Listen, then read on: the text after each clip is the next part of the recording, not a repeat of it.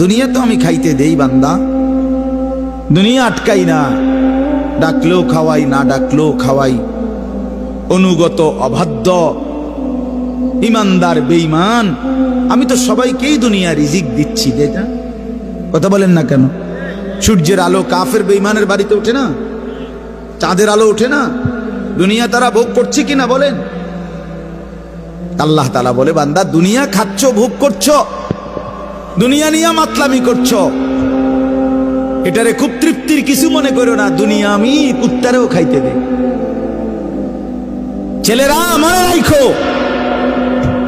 শুধু ভাত মাছ খাইতে পারতেছো আর ঘুমাইতেছো আর মোবাইল টিপতেছো আর নর্তকী দেখতেছো। আল্লাহ চেনো না, আখিরাত চেনো না, কবর চেনো না, মৃত্যু চেনো না, জাহান্নাম বুঝো না, জান্নাত বুঝো না, আল্লাহর ভয় বলতে কিছু চেনো না। শুধু মনে করছো খাইতেছো আর ঘুমাইতেছো। রাস্তার কুত্তার দিকে তাকাইও, ওই কুত্তাও খায় আর ঘুমায়,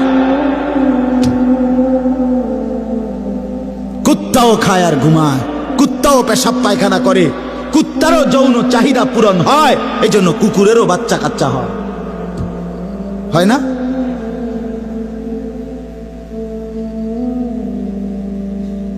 আল্লাহকে কেন ভুলে যাব আমরা?